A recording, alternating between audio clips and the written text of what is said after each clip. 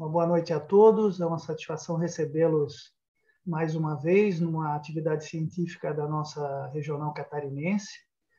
Agradeço a presença de todos. Eu acho que eu vou aproveitar uns 2 minutinhos iniciais para dizer que essa é a nossa última atividade científica, né, do ano e da gestão, uma gestão que está se encerrando agora no dia 31 de dezembro.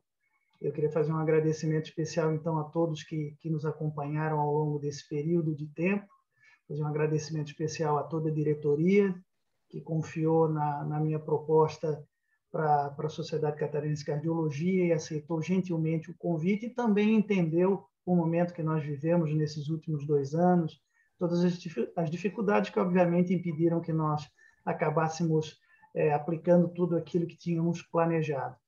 A nova diretoria, como todos sabem, que foi homologada e vai ser presidida pelo Dr. Daniel Medeiros Moreira, esse jovem que vai assumir a Sociedade Catarinense de Cardiologia, e foi um dos objetivos meus particulares quando resolvi aceitar o convite há alguns anos, há 4 anos, para assumir esse desafio de fazer uma transição de lideranças na Sociedade Catarinense de Cardiologia, para dar a ela o frescor e a modernidade necessária, tanto do ponto de vista da liderança médica, quanto um grupo que possa estar mais adaptado a essas necessidades atuais de comunicação, da cardiologia e da evolução científica, que, obviamente, é a nossa especialidade, é a que mais progride no mundo todo. Vou fazer um agradecimento tão especial a todos, além do Daniel, que aceitou o desafio de formar o seu grupo para me substituir.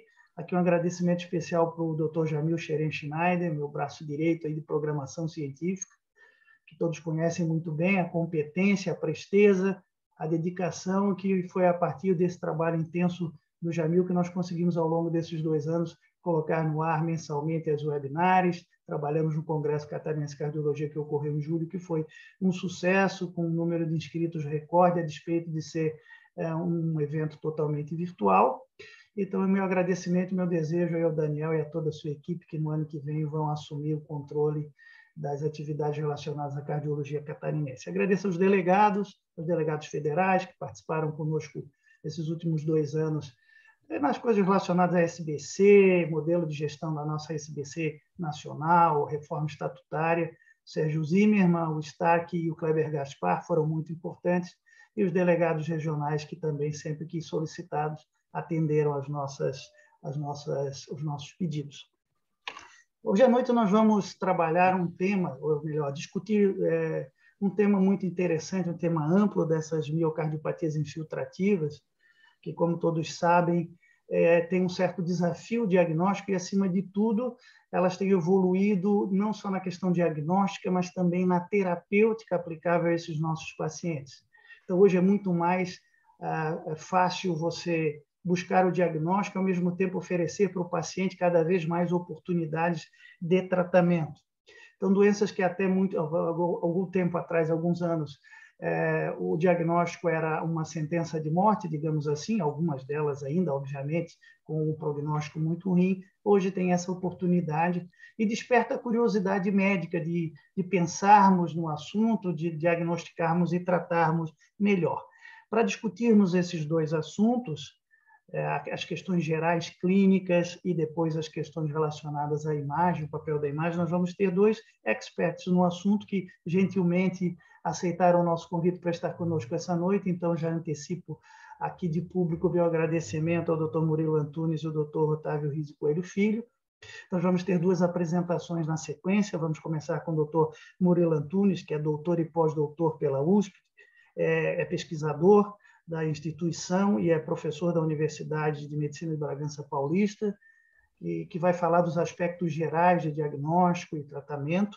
E, na sequência, nós vamos ter a apresentação do Dr. Otávio Rizzi Coelho Filho, que é professor de cardiologia na Unicamp, tem especialização em imagem cardiovascular pelo INCOR e pela Harvard Medical School, e é coordenador do ambulatório de cardiomiopatias da Unicamp.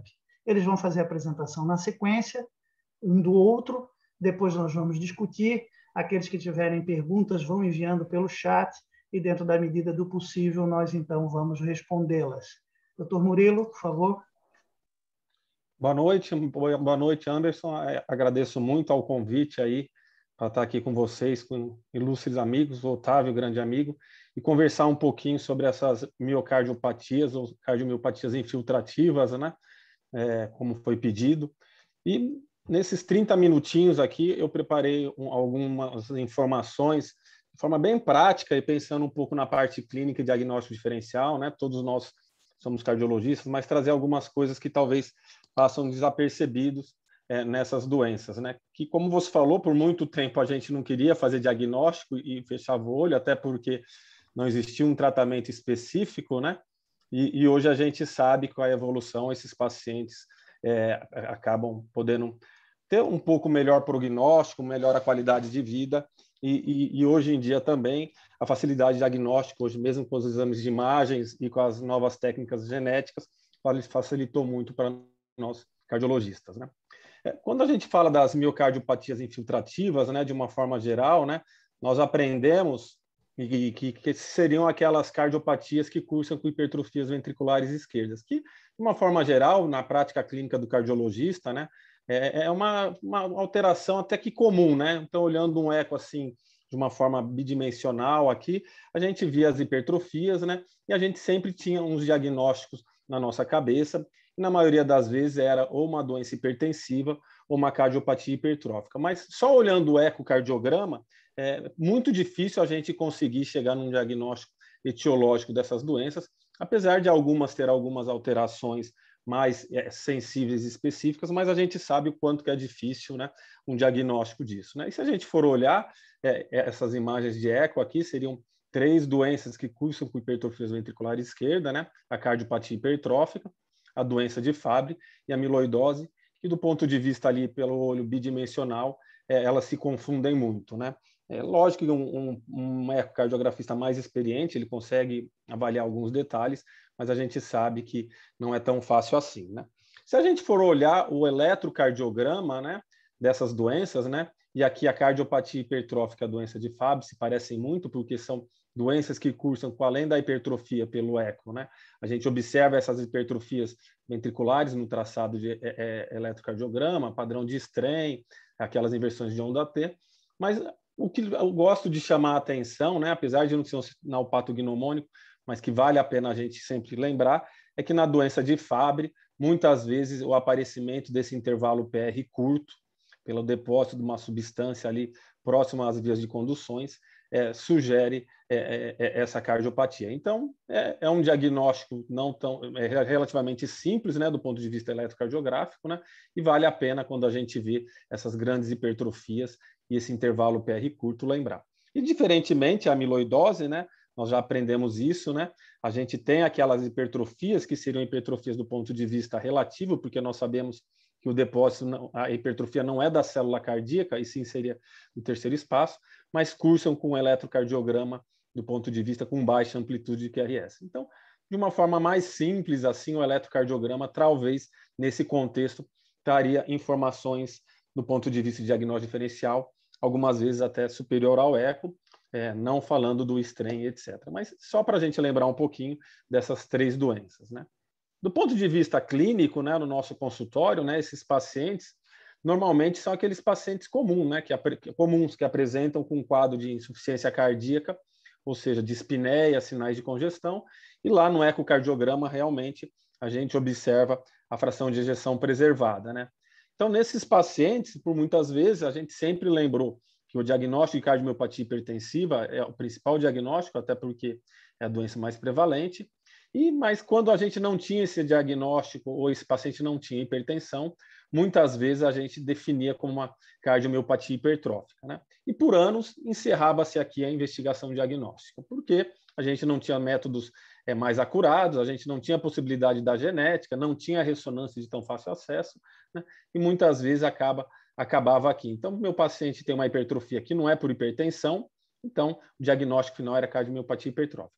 E hoje nós sabemos que com o avanço tecnológico e com os novos métodos de diagnóstico, nesses pacientes que cursam com fração de ejeção preservada, insuficiência cardíaca, né, hipertrofia ventricular, nós precisamos lembrar, ou pelo menos afastar as cardiopatias infiltrativas, e no contexto geral da prática clínica, né, a amiloidose e a doença de Fabry muito mais rara, mas são duas cardiopatias que apresentam tratamento específico. Então, faz parte do cardiologista perder hoje alguns minutinhos pensando na possibilidade dessas doenças, né? Se a gente for ver o que falam, né, as grandes cortes com cardiopatia hipertrófica, e quando a gente faz análise genética desses pacientes com hipertrofias miocárdicas, nós encontramos mutações sarcoméricas em torno de 60% desses pacientes, né? Em torno de 30% nós não vamos conseguir identificar nenhum gene, mas nós sabemos que em torno de 5 a 10% essa hipertrofia no músculo cardíaco é justificada por uma outra cardiopatia genética, né? Isso que a gente estava discutindo, né? Muitas vezes os estudos com cardiopatia hipertrófica, eles não consideram a genética para fazer o tratamento desses pacientes, como nós estávamos falando do estudo do Explorer, com o uso do mavacamten, né? E então poderia ser que 5 a 10% desses pacientes apresentavam outras desordens genéticas, né, que seriam responsáveis pela ocorrência da hipertrofia ventricular. E lógico que são várias, né, outras muito mais raras, mas eu acho que vale a pena a gente discutir um pouco a doença de Fabry e a amiloidose, sobretudo que são doenças que têm tratamento específico. Então, hoje em dia, a gente foca muito mais nessas outras duas doenças, principalmente porque nós conseguimos tratar de forma correta, né? As próprias diretrizes de tratamento e diagnóstico de pacientes com cardiopatia hipertrófica, de forma geral, traz lá, né, que obrigatoriamente nós devemos investigar esses pacientes que cursam com esses fenótipos de cardiopatia hipertróficas, né, ou seja, a doença de Fabry nos pacientes adultos jovens e a amiloidose em pacientes com mais idades, e avaliar, lógico, outras alterações sistêmicas, como diz, neuropatias periféricas, disfunção renal, mas deve sempre ser lembrado e ser sempre investigado nesses pacientes com cardiopatia hipertrófica. Se nós formos observar as cortes, né, e aqui essa meta-análise em pacientes que tinham diagnóstico inicial de cardiopatia hipertrófica, que depois foram avaliados quanto à possibilidade de doença de Fabry, nós observamos que, em média, em torno de 1 a 3%, né, aqui um outline de 11%, eu acredito que não seja realmente esse valor tão alto, mas eu acredito que de 1 a 3% desses nossos pacientes, que por muitas vezes nós tínhamos como diagnóstico cardiopatia hipertrófica, eles eram portadores de doença de Fabry ou são portadores e não têm um diagnóstico correto, né? E esse estudo mais recente aqui, né, nesse contexto dessas doenças que cursam com hipertrofias ventriculares, né, em pacientes que tinham diagnóstico inicial de cardiopatia hipertrófica, mas nesse caso avaliando a possibilidade de ser amiloidose, né? E esse aqui publicado em 2020, mais recente, mas mostrando aqui que em torno de 10% desses pacientes nossos que cursavam com diagnóstico de cardiopatia hipertrófica, eles teriam como diagnóstico a amiloidose cardíaca, né? E 2% aqui, nessa corte, seriam portadores de cardiopatia hipertrófica.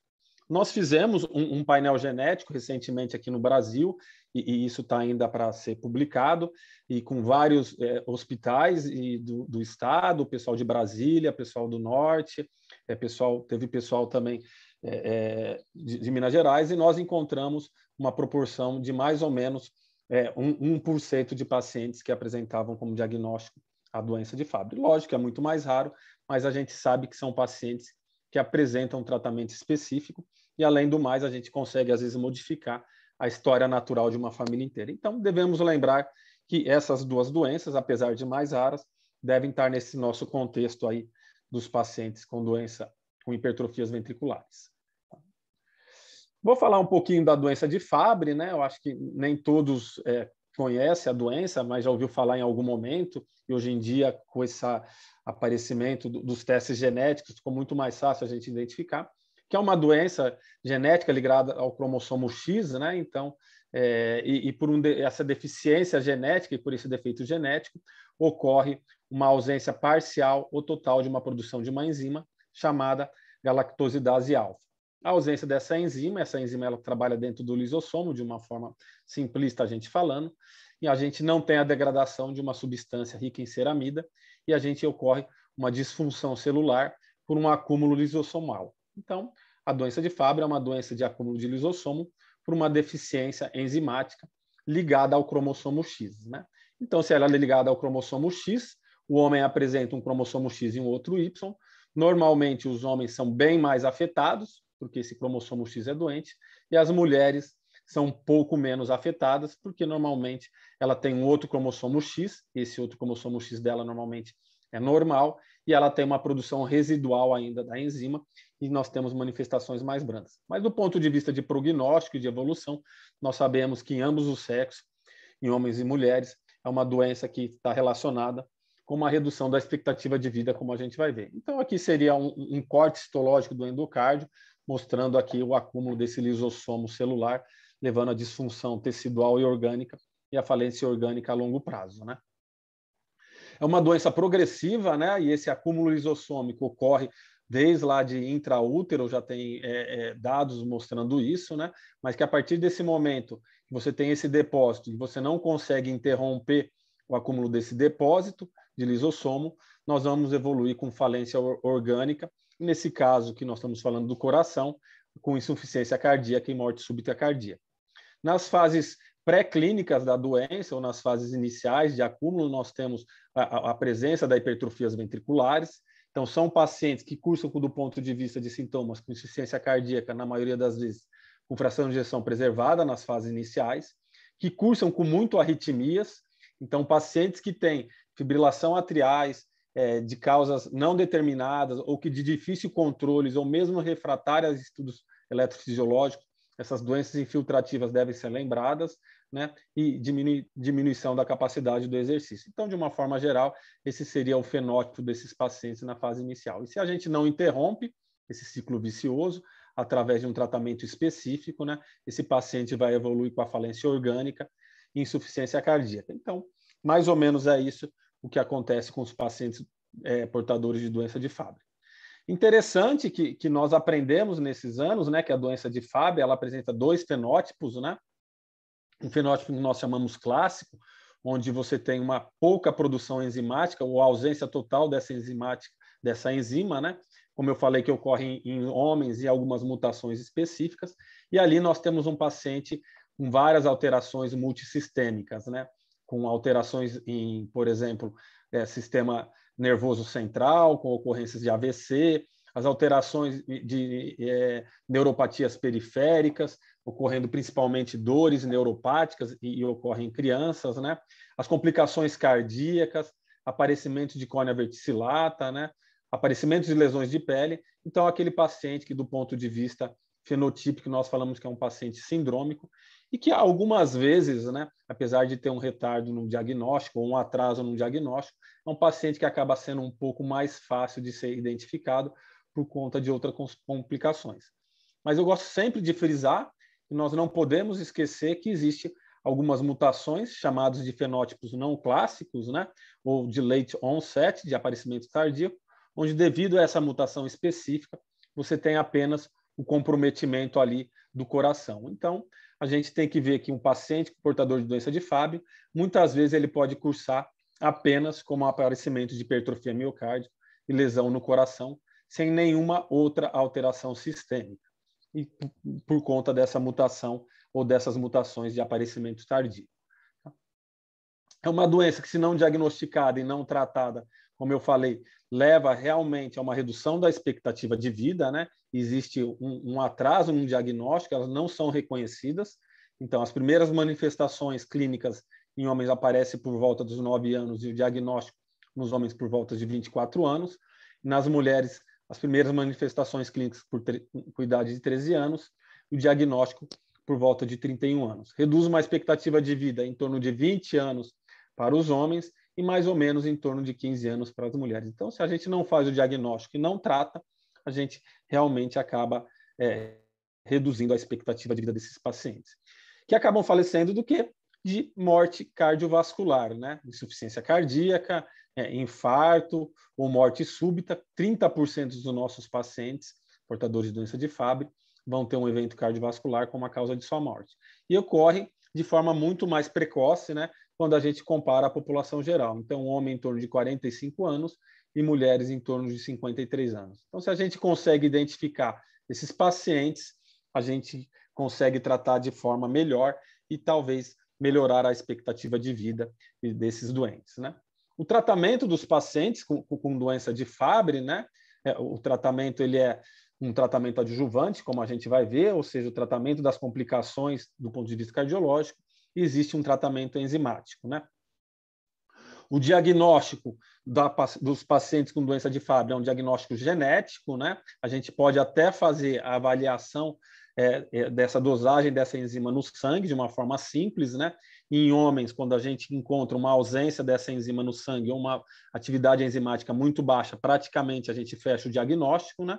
Mas em mulheres não tem como, nós precisamos encontrar a mutação, porque a mulher ela pode ter uma atividade enzimática residual. Mas o diagnóstico realmente acaba sendo um diagnóstico, como a gente fala, genético, né? E o tratamento, né, como a gente imagina do ponto de vista cardiovascular, são aquele tratamento adjuvante, ou seja, otimizações de medicações do ponto de vista cardiovascular. Então, muito importante nesses pacientes a gente cessar o tabagismo por ser uma doença inflamatória, e a gente sabe o grau de disfunção endotelial que o tabagismo causa, né? O controle restrito da hipertensão, que são pacientes que evoluem com nefropatia, e se a gente controla a hipertensão, a gente consegue reduzir a evolução para a nefropatia, né?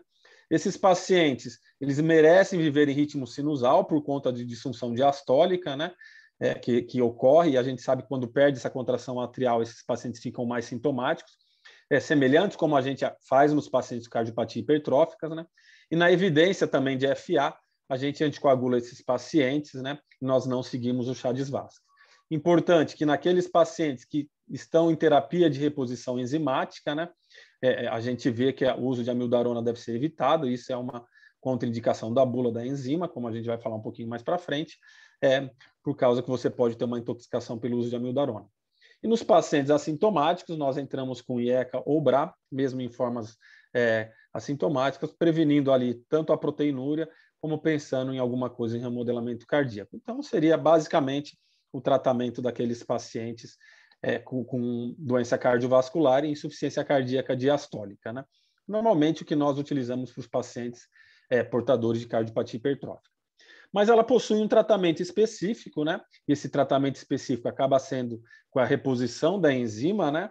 Apesar de nós termos hoje várias terapias experimentais, né? Em fase 1, fase 2 ainda, como a terapia gênica, como nós temos visto na amiloidose também, nós sabemos que hoje a única coisa que a gente tem para tratar os pacientes seria a terapia de reposição enzimática e o uso de uma medicação via oral chamada chaperona, mas essa medicação via oral ela só tem utilidade em algumas mutações específicas. Então, eu posso tentar utilizar essa medicação via oral se eu tenho uma mutação específica, ou eu faço a terapia de reposição com essa enzima, que deve ser feita a cada 15 dias e pelo resto da vida toda, né, nesses pacientes. Então, quando a gente vai tratar esses pacientes, a gente trata principalmente os pacientes que têm as mutações definidas como patogênicas, e se for tanto sexo masculino como feminino, eles merecem receber terapia de reposição enzimática. Mas a gente precisa lembrar que, por ser uma doença genética, né, nós temos aqueles polimorfismos benignos, ou as variantes de significado incerto, e essa é uma grande proporção desses pacientes que têm a doença de Fabry, né, a doença, como eu digo, do ponto de vista genético, porém, muitas vezes não tem nenhuma manifestação do ponto de vista clínico, e esses pacientes não devem ser tratados, né? Então, polimorfismo genético, essa mutação, a D313, é muito comum na prática clínica, né? E ela é a mais comum de todas, muito comum principalmente na Espanha, e ela não merece nenhum tratamento, porque ela não traz nenhuma manifestação fenotípica nos pacientes, né? E nós temos uma mutação que é a N215, que é uma mutação bem típica do fenótipo tardio, aquele fenótipo não clássico, que ocorre principalmente com comprometimento tardio do coração. E quando nós identificamos esse comprometimento cardíaco do coração, nós devemos tratar com a terapia de reposição enzimática, né? Então, a terapia de reposição enzimática, naqueles pacientes que já têm hipertrofias ventriculares importantes, ela pode reduzir essa hipertrofia, né? Naqueles pacientes que não têm ainda o aparecimento de hipertrofia, como a gente vai ver, ela preserva a função normal do coração, tanto do ponto de vista de função sistólica, diastólica e de músculo, né? Em pacientes com insuficiência cardíaca, você pode melhorar a classe funcional desses doentes. E naqueles pacientes que têm grandes arritmias, a terapia específica com a reposição enzimática pode melhorar a severidade e a intensidade dessas arritmias, né? Mas será que a terapia de reposição enzimática reduz, né, melhora a sobrevida desses pacientes, reduz a mortalidade? Né? Essa que é a nossa grande pergunta sempre nas doenças cardiovasculares. Né? E interessante que na doença de Fabry, por ser uma doença rara, né, nós não vamos ter grandes estudos multicêntricos randomizados com os pacientes em segmento. Né? Mas nós temos alguns estudos observacionais e talvez aqui essa é a maior evidência da melhora do prognóstico da terapia de reposição enzimática. Então, eram 2 cortes de pacientes portadoras de doença de Fabry, uma corte do registro FOS, com 670 pacientes, aproximadamente, que eram tratados com terapia de reposição enzimática e foram acompanhados por um longo de tempo, que foi comparado com uma outra corte de pacientes com doença de Fabry que não recebiam tratamento enzimático. E foram vistos o quê? Que naqueles pacientes que recebiam a terapia enzimática, a sobrevida do sexo masculino, que são os pacientes mais graves, era em torno de 77 anos. Né? E naqueles pacientes que não recebiam terapia de reposição enzimática, né, a corte histórica, a sobrevida desses pacientes era em torno de 60 anos. Então, a terapia de reposição enzimática conseguiu um aumento, né, da sobrevida em 17 anos, e talvez não, e com certeza essa seria a melhor melhor análise, ou melhor, a melhor forma de a gente conseguir avaliar a resposta da terapia enzimática com relação à mortalidade, né? A melhor evidência, que eu queria dizer. Né?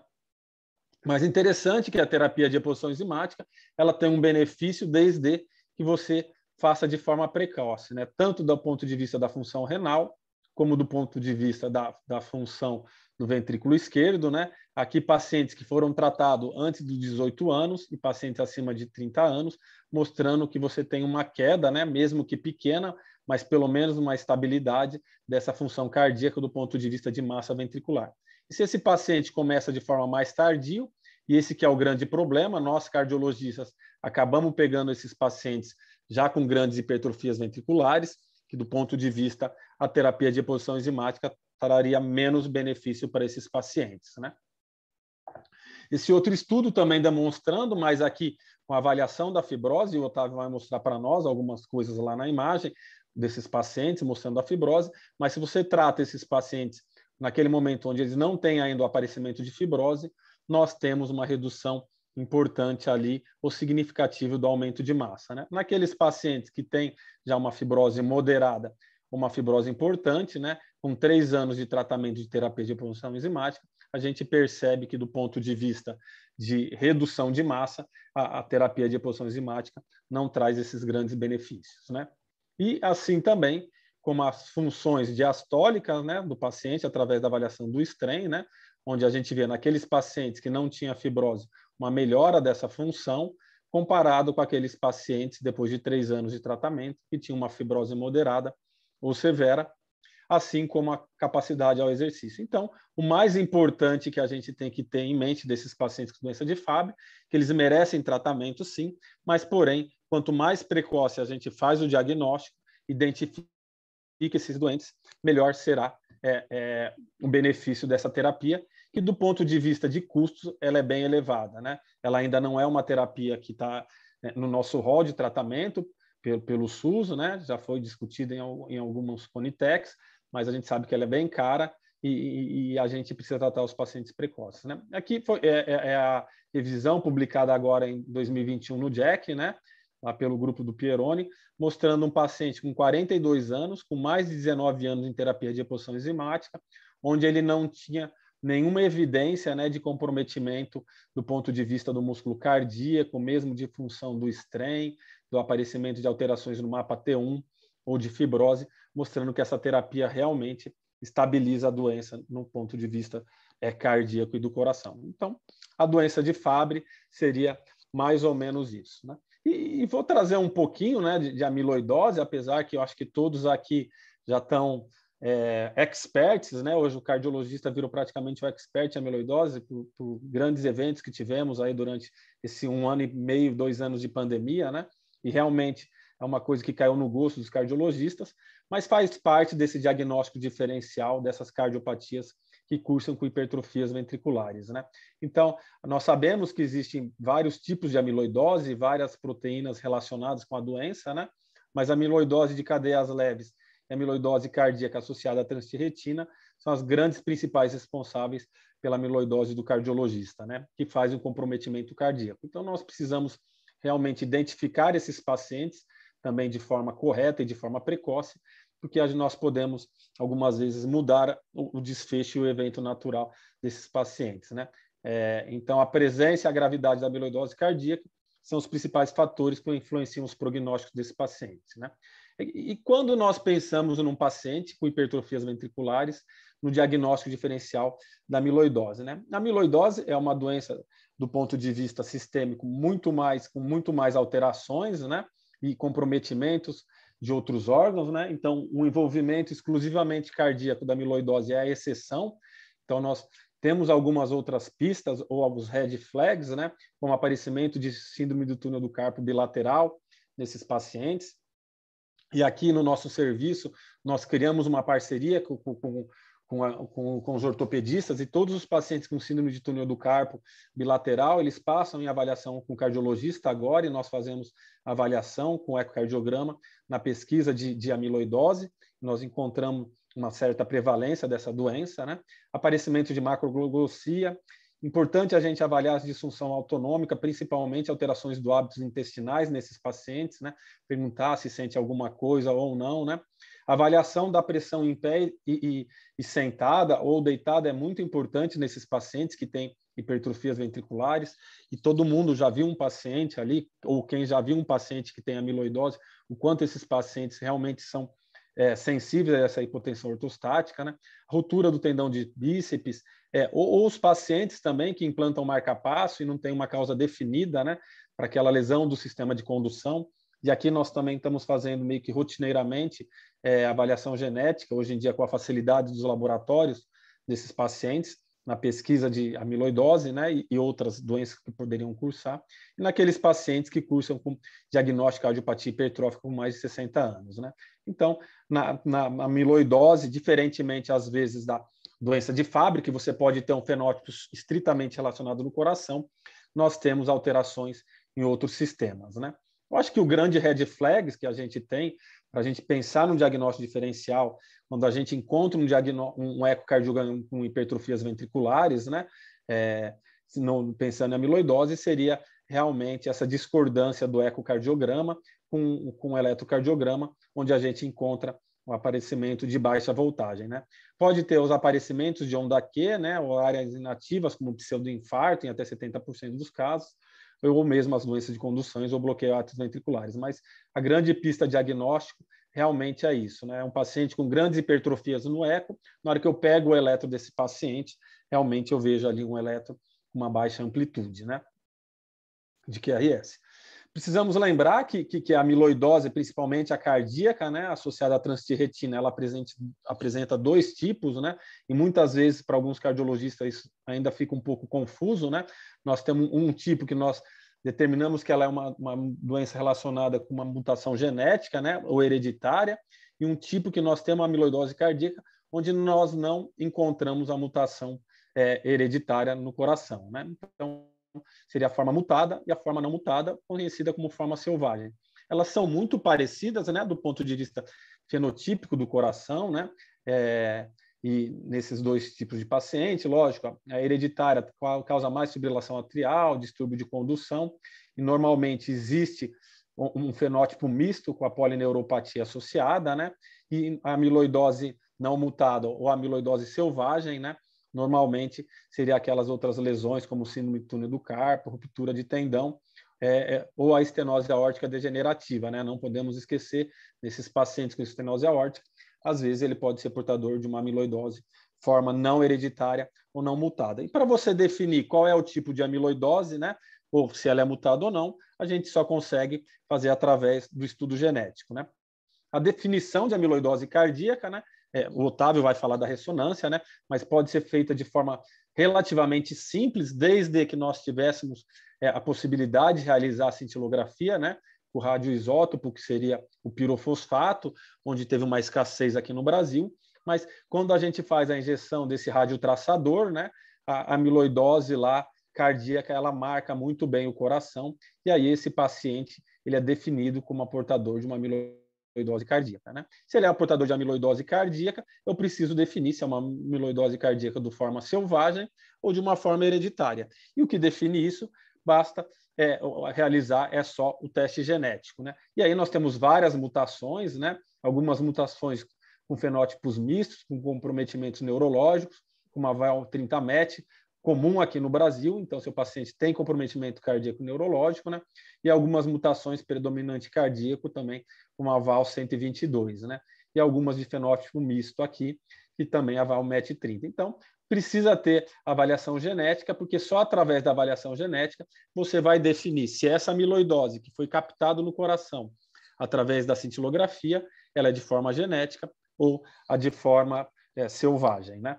E é isso que a gente define, né? E o tratamento da amiloidose, infelizmente, da amiloidose estritamente cardíaca, né? Quando não falando do fenótipo misto com polineuropatia, nós não temos ainda no Brasil a liberação de um tratamento específico, né?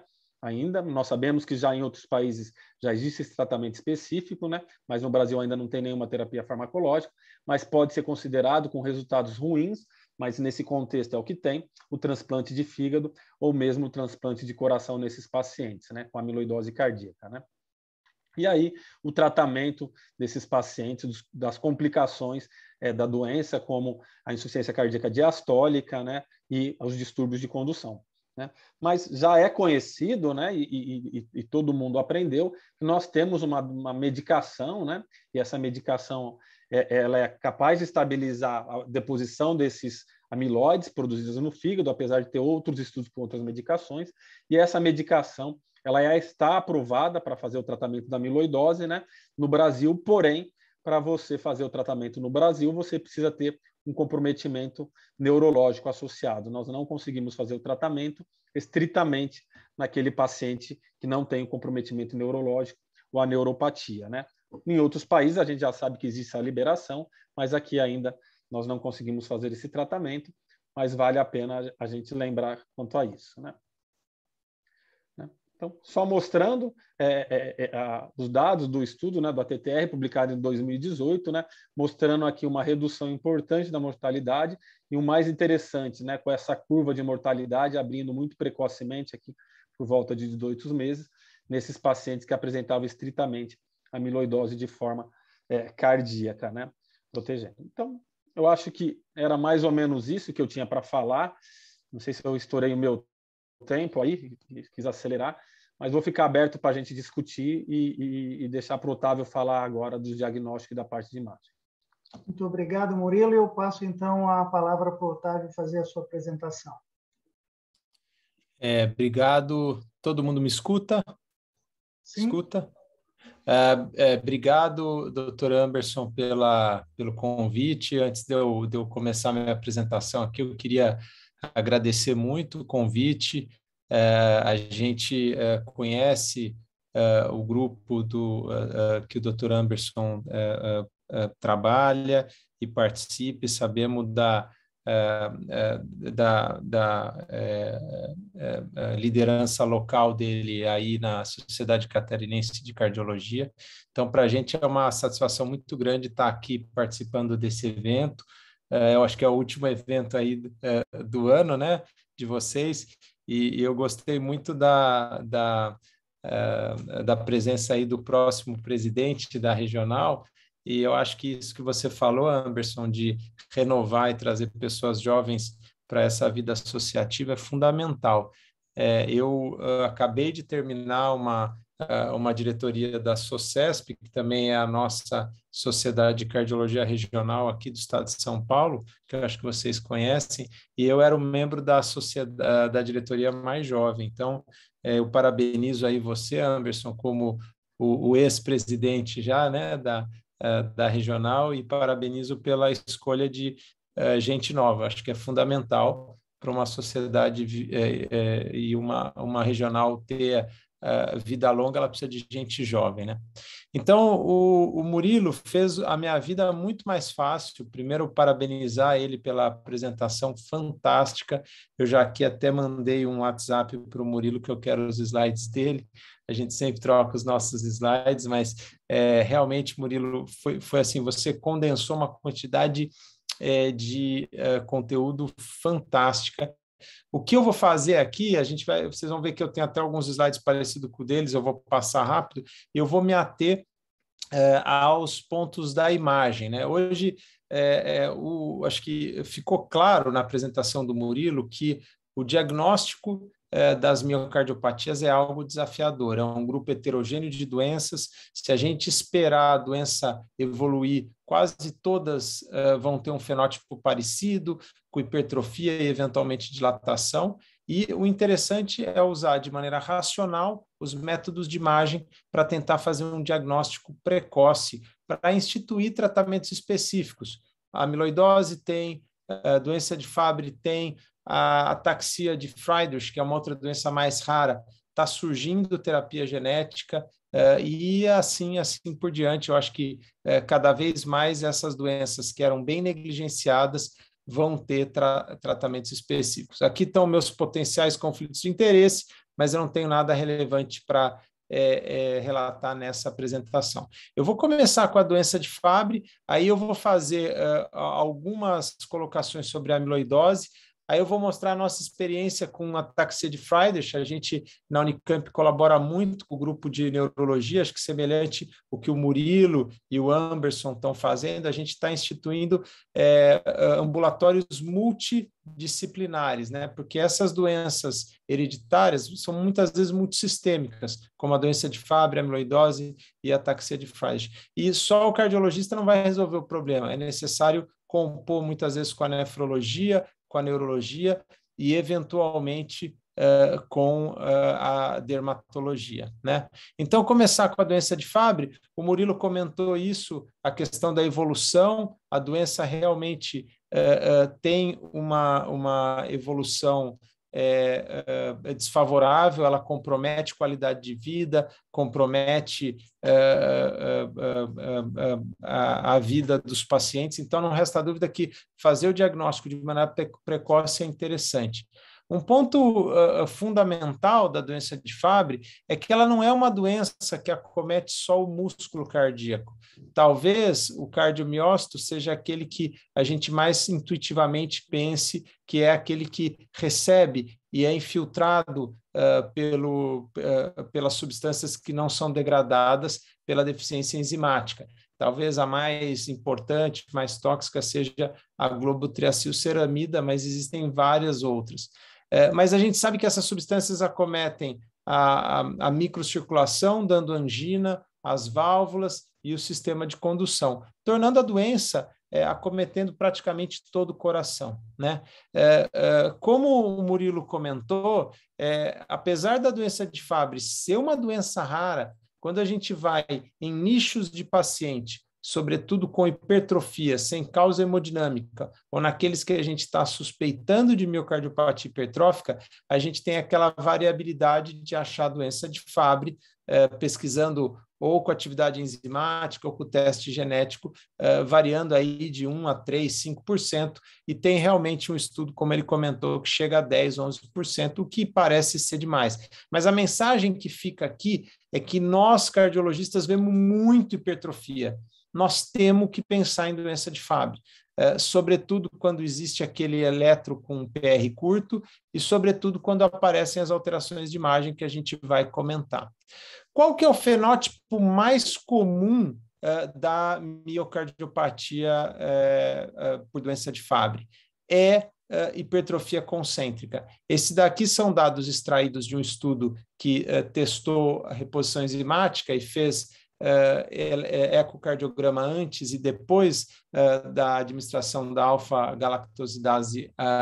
E veja que interessante que o fenótipo mais comum no coração era hipertrofia concêntrica. Vale a pena a gente parar aqui e lembrar que no nosso consultório a gente vê todo dia hipertrofia concêntrica. É óbvio que a maioria das hipertrofias concêntricas que a gente vê, elas não tem nada a ver com doença de Fabry. Mas quando a gente tem isso sem uma causa hemodinâmica e com aquele eletrocardiograma que foi comentado, a gente precisa pensar na doença de Fabry. Sem dúvida nenhuma, o ecocardiograma é o primeiro método de imagem a ser utilizado nas doenças de depósito e na doença de Fabry, e ele já pode trazer alguns indícios de como eu diferencio, por exemplo, de doença de Fabry verdadeira e de outras causas de hipertrofia. A doença de Fabry, ela costuma ter hipertrofia gigante dos músculos papilares, ela costuma ter os strains mais reduzidos na parede inferolateral, que é o local onde costuma ter mais fibrose, né? Existe também, às vezes, um padrão, não sei se aqui no grupo a gente tem algum ecocardiografista, mas a gente costuma, com o ecocardiograma, ver um padrão de hipercogenicidade, e isso é mais presente na parede inferolateral. É claro que a gente vê com muito entusiasmo esses achados, mas isso não é tão comum, e a gente não deve basear o nosso diagnóstico de doença de Fabry nesses achados. O que o eco vai mostrar é um padrão de hipertrofia com um padrão de infiltração, muitas vezes átrios grandes, disfunção diastólica. Se aparecem esses detalhes, a gente pode inferir, e aí seriam considerados os red flags do eco para doença de Fabry. Mas, sem dúvida nenhuma, a ressonância cardíaca tem um papel importante, né? Grupos que trabalham com ressonância vêm aplicando ela às miocardiopatias, e aqui eu trago a primeira publicação da descrição do padrão de remodelamento e fibrose que existe na doença de Fabry. Essa é uma publicação do grupo do professor James Moon, lá do Reino Unido, e veja que interessante, é um padrão de hipertrofia concêntrica, veja aqui o coração em diástole e sístole, mas existe uma característica bem típica da fibrose, é uma fibrose que poupa o subendocárdio, então ela não tem características isquêmicas, e ela comete principalmente a parede inferolateral.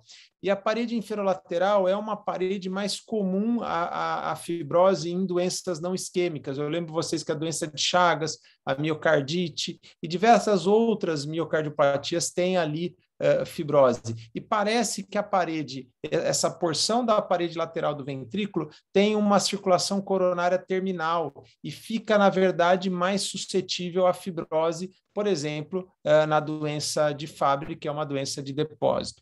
É importante a gente ressaltar que não é patognomônico isso. É muito difícil eu fazer uma ressonância e dizer, olha, isso aqui é doença de Fabry, com o realce tardio e com a função e a morfologia. Nós vamos ver que o mapeamento de T1 trouxe uma grande vantagem e a gente pode, de fato, diferenciar dentre aquelas doenças com fenótipo hipertrófico que o Murilo falou, quais delas a maior probabilidade de ser amiloidose, qual delas de ser miocardiopatia hipertrófica e qual delas ser doença de Fabry, usando o mapeamento de T1, e eu vou comentar um pouquinho mais para frente como é que isso funciona. Um dado interessante, fundamental, é que homem e mulher na doença de Fabry costumam evoluir de maneira diferente. O conceito mais claro na cabeça da gente é que o coração vai ter hipertrofia, vai fazer fibrose e vai apresentar disfunção do músculo cardíaco. Isso parece ser mais verdade, vejam vocês, nos homens. Normalmente o homem que tem hipertrofia, ele já tem realce tardio. Agora, nas mulheres, por ser uma doença ligada ao cromossomo X, como o Dr. Murilo falou, as mulheres podem ter um grau de atividade enzimática variável, sobretudo porque mesmo quando elas carregam o gene, elas podem ter uma inativação aleatória. Lembra que as mulheres acabam sendo mais protegidas por uma alteração genética que está no cromossomo X, né? Por estar ligado ao X, mas elas podem ter a doença. E elas têm uma doença mais escondida, mais difícil de ser detectada, e não é infrequente mulheres sem hipertrofia terem fibrose, e mesmo as que têm hipertrofia proeminente da doença de Fabry, tem uma quantidade de fibrose menor, e às vezes confunde o diagnóstico. Então, eu diria que é fundamental, quando a gente atender um paciente que a gente está pensando em doença de Fabry, fazer o heredograma, ver se existem um padrão de herança ligado ao X, examinar não só o eco, a ressonância, mas também o eletrocardiograma, para não deixar de pensar no diagnóstico numa mulher. Esse é o primeiro estudo que mostrou isso, essa relação de fibrose e hipertrofia é muito forte no homem, mas na mulher não parece ser tão forte ainda. Eu tinha comentado com vocês a questão do mapeamento T1. O que venceu o mapeamento T1? Então, a ressonância, ela gera as imagens dela através da quantificação de tempos, T1 e T2. T2 é edema, T1 seria fibrose, isso em linhas gerais. O padrão e a quantidade de fibrose, ela é diferente nas miocardiopatias. E uma característica que a gente comentou da doença de Fabry é que ela acumula uma substância que é derivada de gordura, de glicoesfingolípides. Então, se eu acumulo globotriacilceramida e glicoesfingolípides no coração e nos lisossomos, como o Murilo comentou, eu vou ter o oposto do que acontece no T1 da miocardiopatia hipertrófica. A miocardiopatia hipertrófica eu tenho fibrose, eu aumento o T1. Se eu tenho gordura, eu abaixo o T1. Então, olha que interessante, a doença de Fabry, ela é um padrão de hipertrofia, que está muito próximo da coluna da miocardiopatia hipertrófica, mas ela tem um T1 nativo baixo, em torno aí de 900, e a miocardiopatia hipertrófica, um T1 nativo acima de 1.000, 1.200.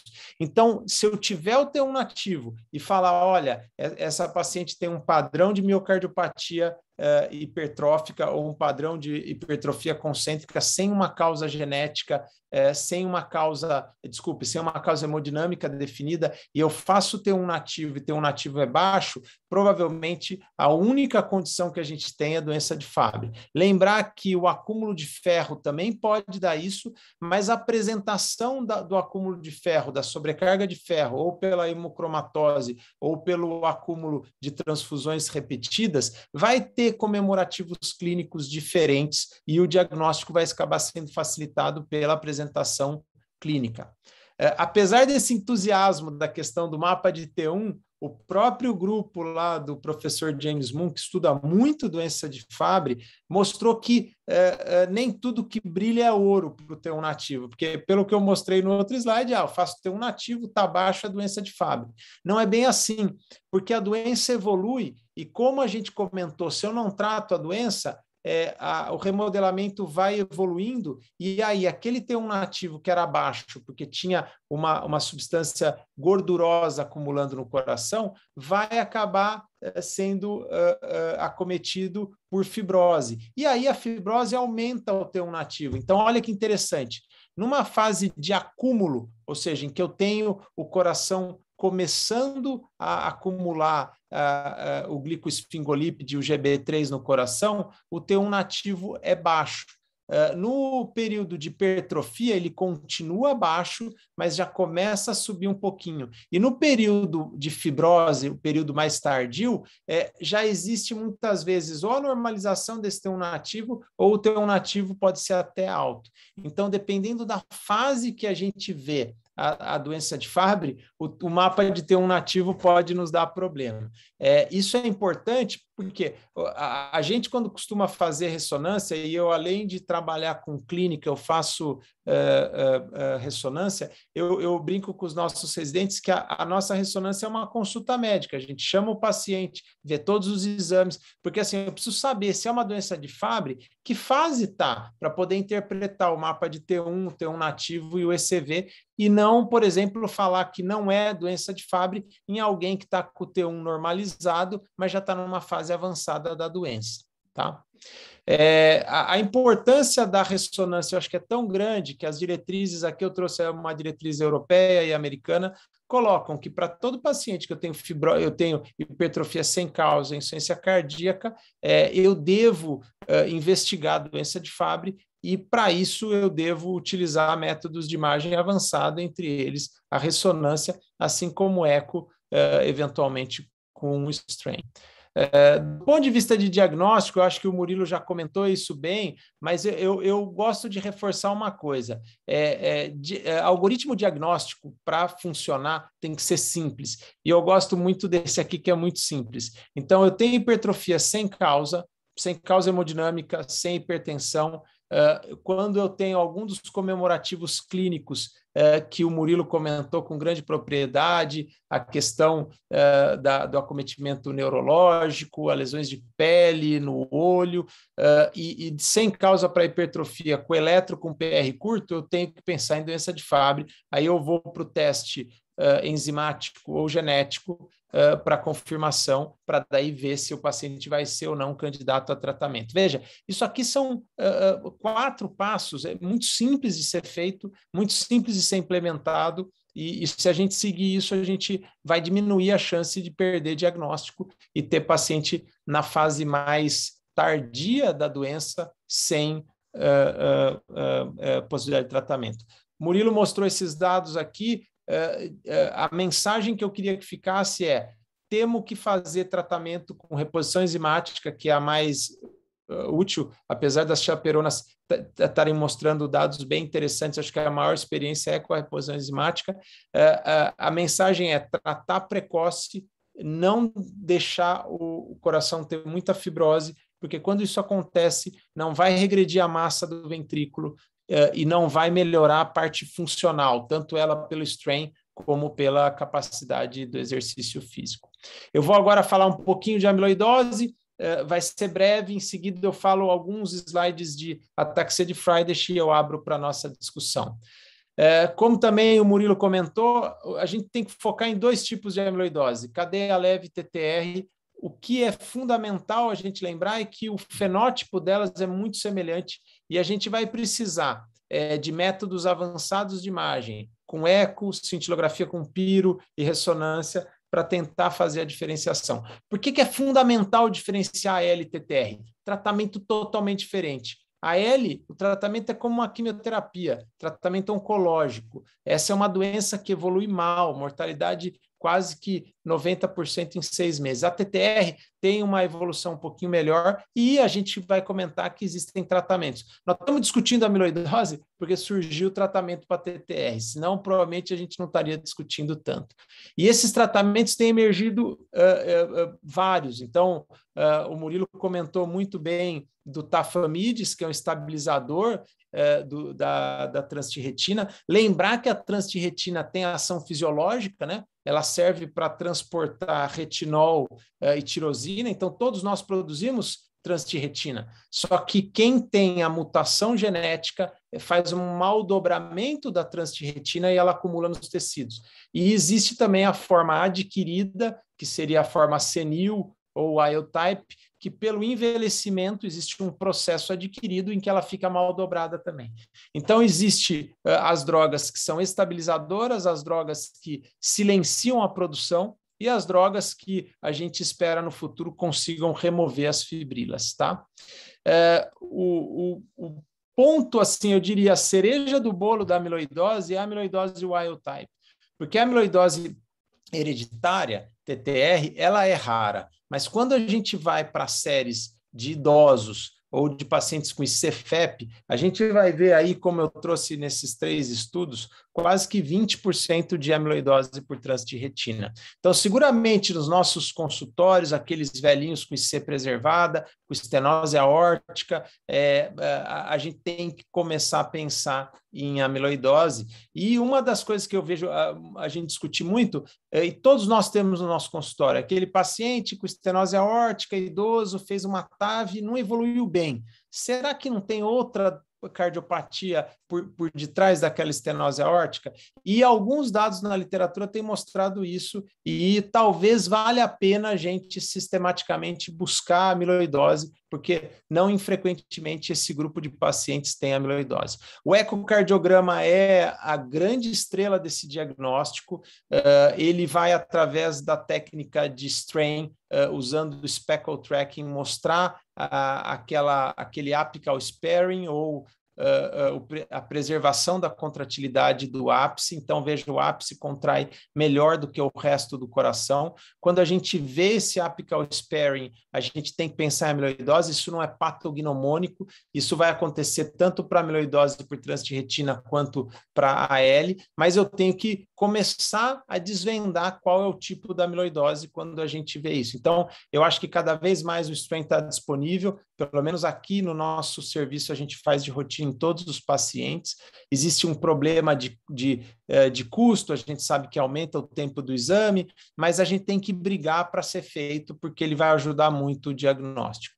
Eu vou passar alguns slides mais rápido, mas só para lembrar que a ressonância pode também fazer o strain. Isso aqui é como a ressonância faz o strain. O strain hoje classicamente é feito pelo eco, mas hoje a grande maioria dos exames de ressonância que são feitos, se a gente usar um software como esse que a gente tem disponível, a gente consegue fazer o strain tanto longitudinal, circunferencial e axial do coração.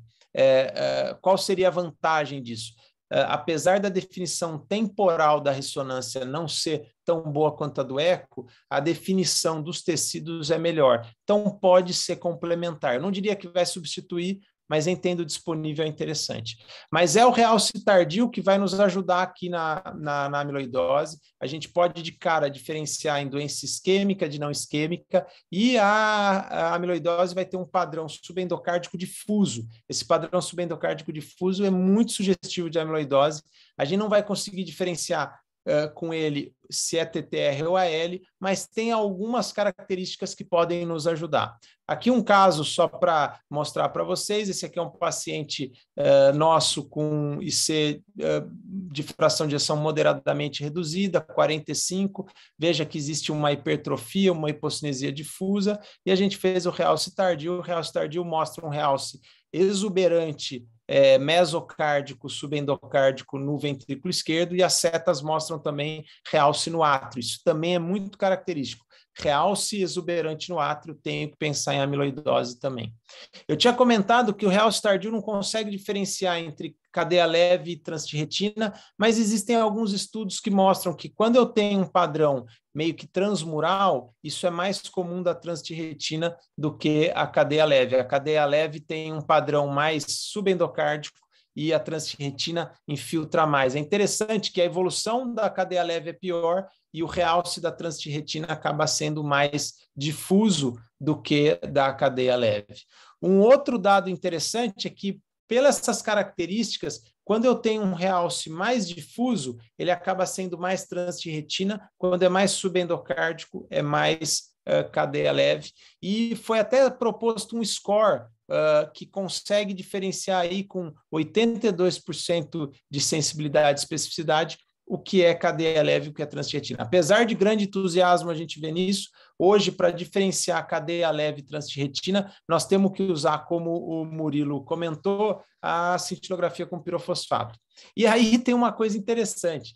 Isso daí meio que aconteceu evolutivamente sem se entender por que os pacientes com amiloidose por trânsito de retina tinham captação por pirofosfato. Na verdade, a cintilografia por pirofosfato, ela foi descrita e ela era utilizada para detectar infarto no coração, infarto recente.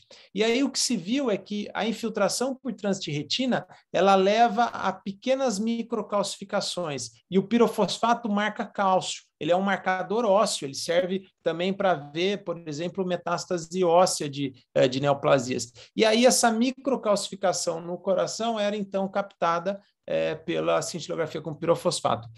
Classicamente, acima de grau 2 para frente, que seria aqui a imagem D e E, eu teria a positividade para trânsito de retina. Então, se eu tenho um paciente, estou suspeitando de amiloidose, eu fiz uma ressonância, um eco, é sugestivo, eu faço a cintilografia, não capta nada, deve ser cadeia leve. Capta GAL2 para frente, provavelmente é TTR. Alguns autores já até mostraram que eu posso fazer uma relação entre o hemitórax direito e esquerdo. Quando essa relação é maior do que 1,5, a probabilidade de ser TTR é muito grande. E esse é um índice que é muito utilizado também.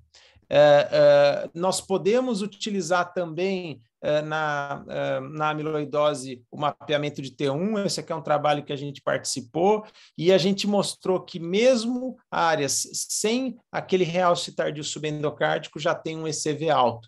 Então, utilizar o ECV é interessante para tentar refinar o diagnóstico. Veja que interessante, os controles com 24% de ECV e os pacientes aí com amiloidose com biópsia confirmada, quase 50% de ECV. Outros grupos se interessaram por esse assunto também, o grupo da doutora Mariana Fontana estuda muito isso, e um dos problemas do ECV é que ele precisa dar contraste. Então, se eu usar o mapeamento T1 que não usa contraste, que é o T1 nativo, eu consigo diferenciar entre amiloidose e controle e cadeia leve TTR com certo grau de discriminação. Veja aqui que interessante, ó, os controles tinham um T1 menor do que 1.000, os pacientes com TTR tinham um T1 em torno de 1.100, e os cadeia leve acima de 1.100, 1.200, né? Quando assim, a informação do T1 nativo na amiloidose é tão forte que foi criado um algoritmo, se eu faço uma ressonância, o T1 nativo é menor do que 1.036, provavelmente não é amiloidose. Se é maior do que 1.164, provavelmente é amiloidose e eu devo pensar no diagnóstico. Eu não consigo aí diferenciar se é cadeia leve ou não, eu devo fazer uma cintilografia, e se é entre 1.036 e 1.164, eu provavelmente devo investigar melhor, fazer eventualmente biópsia e eventualmente o ECV.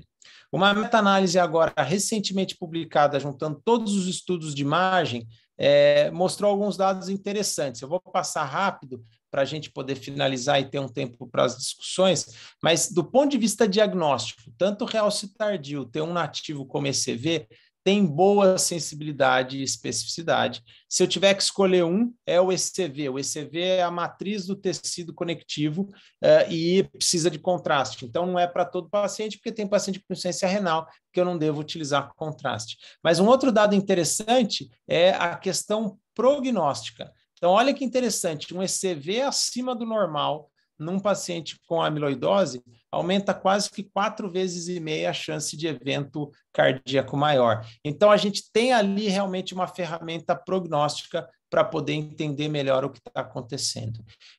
Então, eu vou terminar aqui a minha apresentação, eu ia só mostrar os dados do ATTRACT, né, que o Murilo comentou, só para dizer que no caso da amiloidose por transretina, ela rapidamente passou de uma doença que a gente não conhecia para uma doença que a gente conhece e para uma doença que hoje a gente tem tratamento modificador de evolução. Eu, mais uma vez, queria agradecer muito o Dr. Amberson e os demais colegas aí pelo convite. Eu vou aqui interromper o compartilhamento dos meus slides para a gente poder ter uma discussão. Muito obrigado.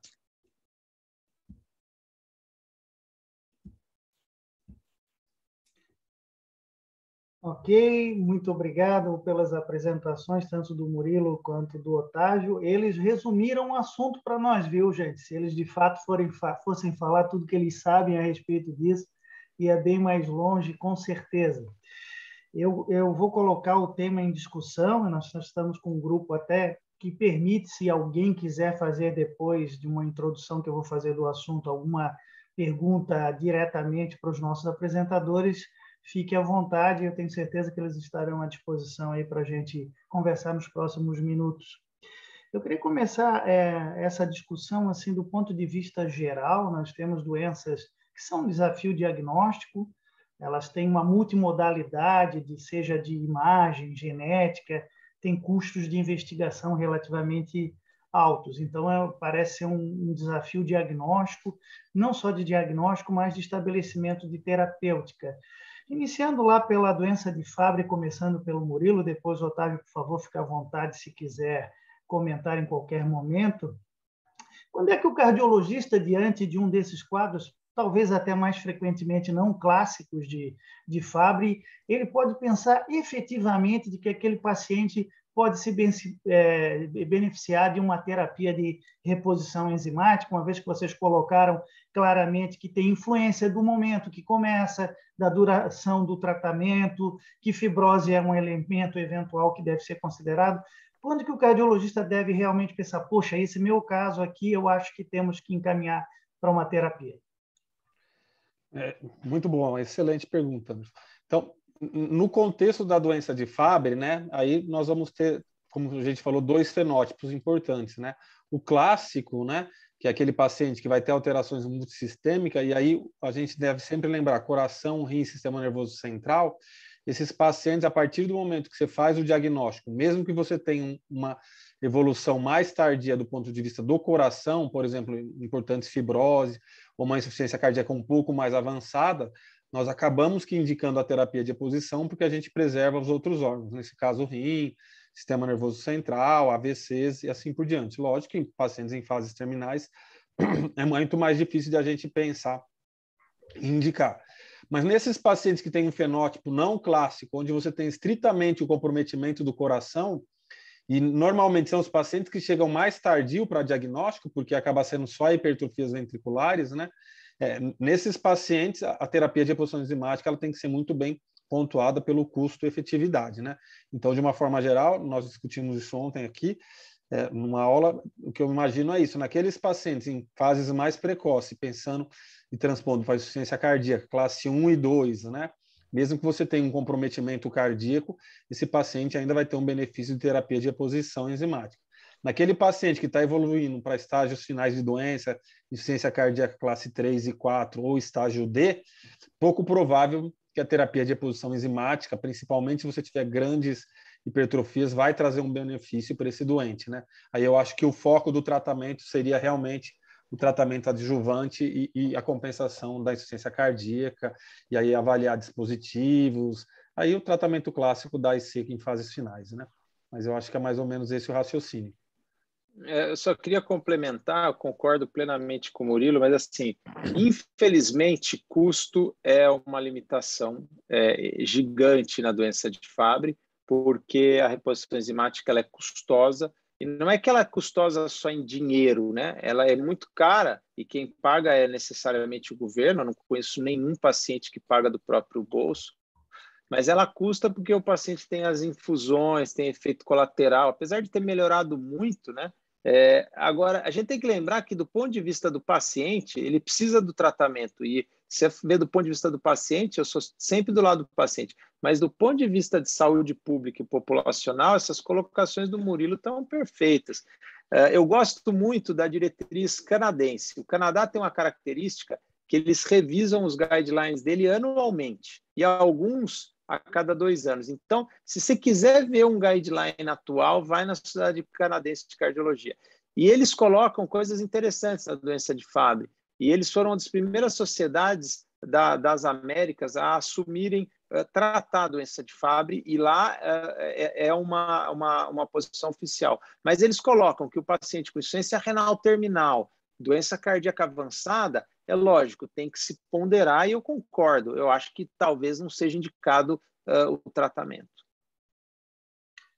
Legal. Eu acho que a resposta é exatamente, concordo nessa linha. Casos muito avançados, como ademais para várias terapias em cardiologia, a gente tem que pesar bem o prognóstico, a expectativa de vida de curto prazo, por causa dos custos, obviamente, e até por um respeito ao próprio paciente, que às vezes é submetido a tratamentos complexos com um resultado muito imprevisível. Pulando um pouquinho para a amiloidose, que é uma doença que, obviamente, ela tem toda essa variabilidade de proteínas que podem se depositar, e o diagnóstico, obviamente, ele também envolve essas multimodalidades, mas eu tenho uma preocupação particular quando estou diante de um caso suspeito de amiloidose, porque, embora os fenótipos possam ser semelhantes, os prognósticos da amiloidose AL e das amiloidoses TPR, sejam do tipo genético ou tipo selvagem, são muito diferentes. E não é incomum o paciente se apresentar primeiramente para o cardiologista. Então, como é que o cardiologista deve proceder? Agora eu começo com o Otávio. Como é que o cardiologista deve proceder diante de uma suspeita de amiloidose, levando em conta essas disparidades prognósticas? Claro, o Anderson, você comentou uma coisa fundamental, assim, muitas vezes é o cardiologista que faz diagnóstico de amiloidose de cadeia AL, né? Então, o que a gente faz? Vem o fenótipo de uma insuficiência cardíaca restritiva, com as características de amiloidose, baixa voltagem no eletro, eu fiz um eco, tem apical sparing, tem o BNP estourado, é uma característica, o BNP é desproporcionalmente alto, e aí eu tenho que fazer a investigação das cadeias leves. Aí eu faço capa e lambda sérico livre no sangue, faço, se tiver disponível, imunofixação, pesquisa de proteína free light. Se vier negativo, aí eu faço a cintilografia. Se vier positivo, aí eu devo, de maneira rápida, e algumas sociedades chamam isso de uma emergência médica, né? Eu fazer uma consulta com um oncohematologista.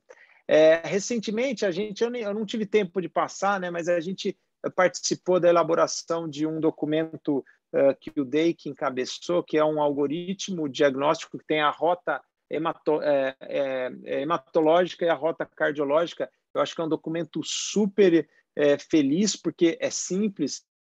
Quem liderou muito isso foi o professor Simões, lá de Ribeirão Preto, da USP de Ribeirão, e eu acho que é por aí mesmo, Anderson. Você tem que bater o martelo. Para mim, cardiologista, ou eu devo encaminhar para um colega hematologista? O grande problema é que no SUS, às vezes, uma consulta com o hematologista demora 6 meses. A sobrevida média da cadeia leve com acometimento cardíaco, insuficiência cardíaca, não passa de 6 a 8 meses, né? Então, por isso que a gente fala, precisa ir logo para o hematologista, porque o tratamento, e hoje tem drogas que estão evoluindo muito, tem anti-CDs específicos, e a sobrevida melhorou muito, né? E lembrar, aquele paciente que não tem acometimento muito avançado de outros órgãos, ele pode fazer o transplante de medula, né? Murilo, quer complementar com algo? Não, eu acho que é perfeito, é isso mesmo, né? A gente acaba quase que fazendo tudo aqui, porque a gente tem uma facilidade um pouco maior, mas a gente sabe que o Brasil não é tão fácil, né? Mas como cardiologista, e o pirofosfato, quando era disponível essa facilidade, para quem tem a cintilografia, era um exame que trazia para nós e era muito confortável, porque praticamente sem nenhum risco, injeta, tira uma foto ali e chega a imagem, né?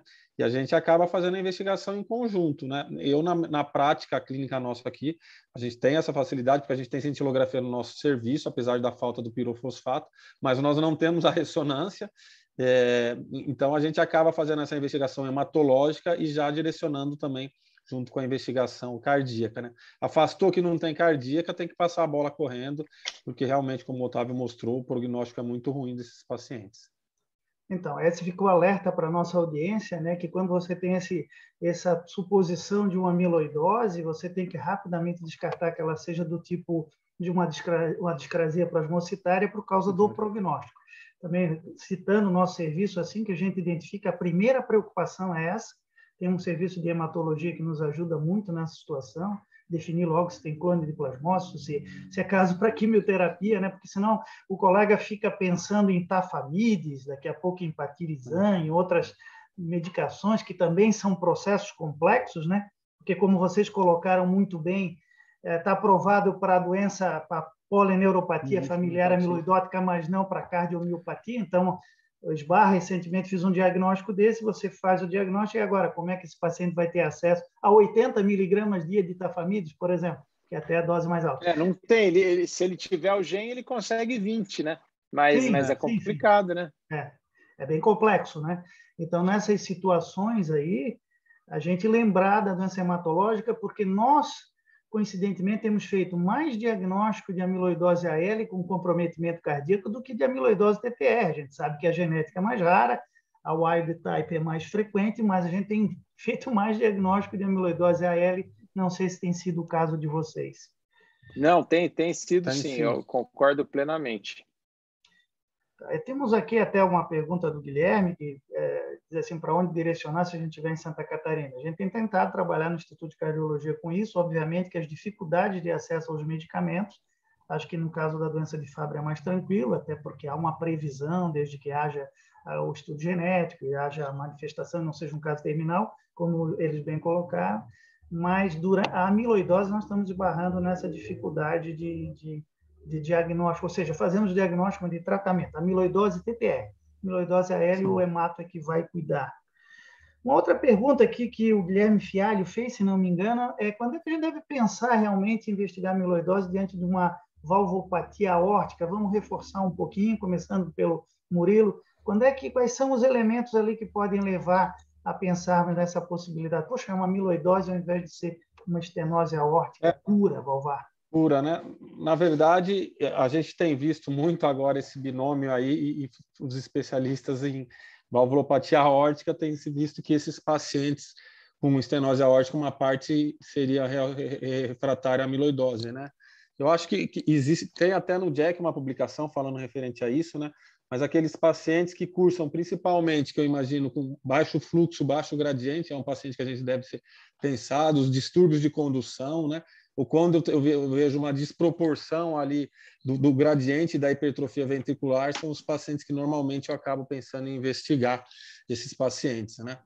Não sei o que o Otávio pensa quanto a isso. Não, eu acho que é isso. Eu acho que a dica é realmente a idade também. Normalmente são pacientes mais idosos. As características da valvopatia, até onde eu saiba, não é tão diferente. É difícil a gente olhar a valvopatia, porque normalmente ela sempre é calcificada. E apesar de alguns autores quererem sugerir algumas diferenças, eu acho que nós temos que pensar assim, quando existe uma desproporção entre eletro, hipertrofia e gradiente, nós temos que pensar em alguma condição subjacente no músculo, e aí a principal seria talvez a amiloidose, né? E aí pensar e fazer também eventualmente o pirofosfato. Uma outra coisa na minha prática que eu vejo que ajuda, quando os BNPs vêm muito estourados, assim, 4.000, e tem uma certa desproporção entre a elevação do BNP com o grau de distúrbio e de alteração hemodinâmica, ou seja, o paciente não está tão hipervolêmico. E o que acontece, eu já vi alguns colegas que trabalham com amiloidose comentar isso, é que quando a transtirretina infiltra o coração, como o Murilo falou, é extracelular. E isso espreme o cardiomiócito. Então, reparem, pelo menos na minha experiência, os BNPs dos pacientes com amiloidose são muito mais elevados, e a elevação talvez não seja um reflexo só do aumento do estresse parietal, da pressão do enchimento do ventrículo, e tem a ver com a infiltração do miocárdio. Legal. Murilo, além do BNP, a troponina tem algum papel para a gente avaliar, seja a questão prognóstica, diagnóstica, nesses pacientes? Sim. A troponina elevada nesses pacientes, o BNP tem correlação prognóstica direta, né? Nesses pacientes. Nesses pacientes que o Otávio mostrou muito bem, mas a gente deve lembrar também, com estenose aórtica, né? Dentro da possibilidade, a gente precisa fazer o strain, né? Porque se a gente, mesmo que seja uma estenose aórtica, mas se você tiver aquela alteração de tipo apical sparing, provavelmente você estaria diante de uma amiloidose como secundária, né? E não sei, eu acho que o Otávio pode falar, acho que também, Otávio, nesses pacientes, a avaliação da tomografia, né?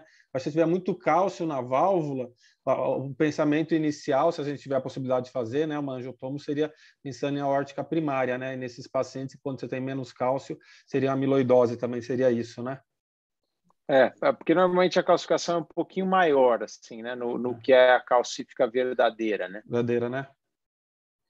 Então, o score de cálcio da válvula aórtica poderia ajudar de alguma forma a diferenciar isso? Assim, eu acho, Anderson, que isso daí é mais ou menos análogo àquele entusiasmo que a gente tem da ressonância diferenciar L e TTR.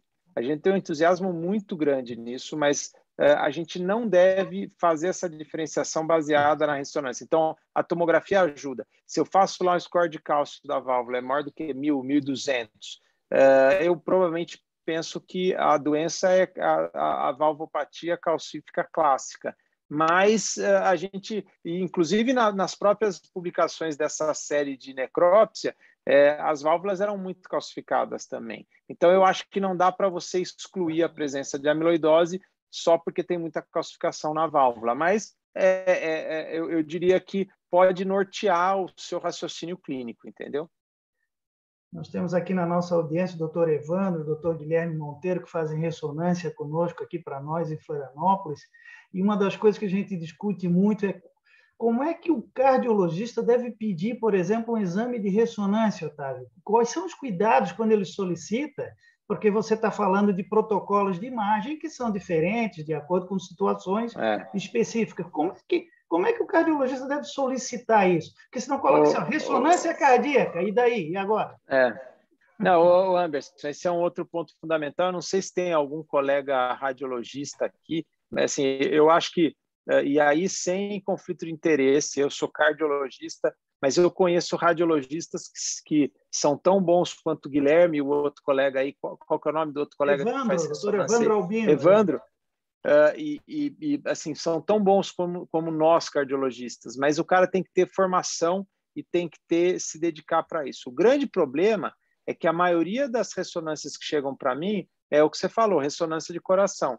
Só que eu já montei um questionário e o meu residente faz lá quase que uma consulta médica com o paciente. Por quê? Porque senão eu vou fazer protocolo errado. Existem mais de 100, 200 combinações de protocolo. Eu não vou fazer para todo mundo tudo, porque senão vai ficar inviável do ponto de vista econômico. Eu vou ficar 1h30 com o paciente lá dentro. É lógico, básico, que é morfologia, função e realce tardio, a gente faz para todo mundo. Mas, por exemplo, T2 estrela, pesquisa de edema, pesquisa de mapa de T1, se você for fazer em todos tudo, vai ficar inviável. Não sei os colegas, o Evandro e o Guilherme, se têm a mesma opinião. O que a gente faz quando é de um colega que está mais, digamos assim, atualizado, ele já coloca a suspeita de amiloidose, doença de depósito, nossa, resolve a nossa vida. Se não, a gente faz uma consulta, pega todos os exames, vê, olha, e aí aplica o questionário. Por isso que serviço de ressonância que não faz isso, recebe poucos pedidos. E quando a gente faz isso, os colegas acabam prestigiando a gente. Eu tenho certeza que é o que o Guilherme e o Evandro fazem aí, porque, caso contrário, você não recebe mais casos, né? Talvez para a gente resolver isso, sejam discussões como essa. Então, sempre que a gente for pedir a ressonância, dizer o porquê, dizer qual é a suspeita, porque os protocolos são muito variáveis mesmo. É assim, Murilo? É assim que você tem sido cuidadoso nesses pedidos de ressonância para o teu grupo aí? Sim, eu acho isso fundamental, lógico, né? A gente tem o viés porque nós trabalhamos com miocardiopatias há muito tempo, né? Mas eu rotineiramente, nos meus pedidos de ressonância, eu oriento meus residentes também, né? Alguns acabam indo fazendo serviços particulares ou convênio autorizando. Que sabe o que acontece, Anderson? Um pedido de ressonância do Murilo, ele só carimba. Vai ser doença de depósito, ou miocardiopatia hipertrófica, ou doença de Fabry. Então, aí é fácil. Assim, vem um pedido do Murilo, se vier no meu lugar que eu faço, eu vou ficar com medo. Eu vou lá, vamos ver se a gente faz tudo. Porque ele só tem doença rara na clínica dele. Não, eu acho importante a gente, não só na ressonância, né, mas no eco também, né, porque o ecocardiografista, que faz o exame às vezes muito mais rápido, né, você coloca pelo menos uma pista diagnóstica ali para o colega, amiloidose interrogado, hipertrófico interrogado, o cara ele perde mais 2, 3 minutinhos avaliando melhor aquele paciente. Mas eu tenho colocado no meu pedido de ressonância rotineiramente, nem sempre vai para a região de Campinas, eu, quando possível, realizar mapa T1 e coloco as hipóteses, amiloidose, hipertrófico interrogado. E, se possível, realizar mapa T1. Aí o colega ele já entende mais ou menos o que eu estou pedindo. O Anderson, eu vi aqui uma pergunta do colega do Evandro. Isso, sobre hematócrito e ECV, fala para nós aí. É que assim, para a gente calcular o ECV, eu preciso do hematócrito. Então, bem em linhas gerais, o gadolínio que a gente injeta, ele não entra dentro da célula, ele é um marcador extracelular. Para eu fazer a relação do gadolínio que acumulou no miocárdio e que está no sangue, eu preciso excluir o volume que as células sanguíneas ocupam, que é o hematócrito, né? Então, assim, eu preciso de um hematócito para calcular o ECV de maneira correta. E o ideal é você ter o hematócito no dia da ressonância. Isso às vezes é inviável. Como é que a gente faz isso do ponto de vista clínico? Eu peço um hematócito para o médico que referencia, e quando eu não consigo isso, Evandro, eu tenho usado o T1 nativo. Os dados do T1 nativo estão muito robustos. Do ponto de vista clínico, eu desconheço uma perda tão grande assim de diagnóstico se eu usar só o T1 nativo versus o ECV. E aqui eu estou falando que toda a minha linha de pesquisa, toda a minha carreira de pesquisa é baseada no ECV. Eu acredito muito no ECV, mas do ponto de vista clínico, você ter um workflow e fazer o seu serviço girar, eu mandaria basicamente a informação baseada no T1 nativo. Caso duvidoso, liga para o médico, pede o hematócito e faz o ECV.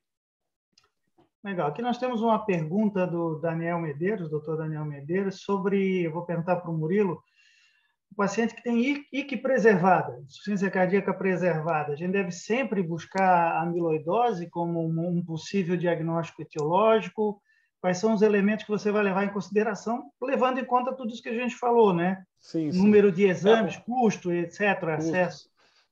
Eu acho que o mais importante é a gente definir se essa fração de ejeção preservada cursa com hipertrofia ventricular, né? Se cursa com aumento de espessura de massa, aumento de parede, você pode estar diante de amiloidose ou de doença de Fabry, que são coisas mais raras, né? Então, o primeiro passo é isso. O segundo passo, afastar outras causas, né? Por exemplo, a hipertensiva. Então, se o paciente não tem uma hipertensão descontrolada, pouco provável que vai estar diante dessas doenças, a probabilidade acaba sendo menor, né? Se ele não tem hipertensão, essas doenças acabam ganhando uma maior hipótese ou probabilidade, né? E uma coisa também que é muito importante a gente fazer, o Otávio falou, e nessas doenças genéticas, é um heredograma, né? Então, normalmente, tanto para cardiopatia hipertrófica como a doença de Fabry, normalmente a gente faz o heredograma conversando ali sobre as doenças cardíacas na família para investigar. Então, alguns já falam, meu tio morreu de morte súbita, meu primo tal, a gente começa a pensar mais provavelmente em hipertróficos, né? Ou se não, uma doença renal numa família muito importante, começa a pensar em doença de Fabry, porque existe essa associação, né? Mas realmente, se você afasta principalmente a causa hipertensiva nesse paciente que tem hipertrofia, você acaba quase que afastando a causa de cardiopatia hipertrófica, sobretudo em indivíduos de mais idade, acima de 50, 60 anos, a gente tem que pensar na amiloidose TTR sim. Acho que esse é o grande ponto. Então, ICEP de fração de ejeção preservada, com hipertrofias ventriculares e indivíduos acima de 60 anos de idade, eu acho que vale a pena a gente investigar. E hoje o ecocardiograma, com o strain, facilita muito essa investigação desde que possível, né? Muito bom.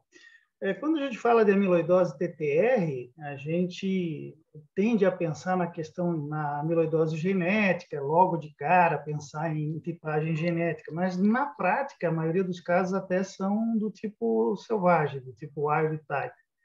Quando é que o cardio clínico, porque aí você lida com a população teórica mais idosa, que você às vezes já está até largando mão ali de investir num tratamento. Quando é que a gente deve, de fato, buscar no idoso para relembrar essa questão, pensando, por exemplo, de amiloidose mais isolada, com pouca manifestação, para, de fato, pensar em tratar uma população que, na média do estudo, já tinha em torno de 70 e tantos anos? Como é que a gente trabalha isso?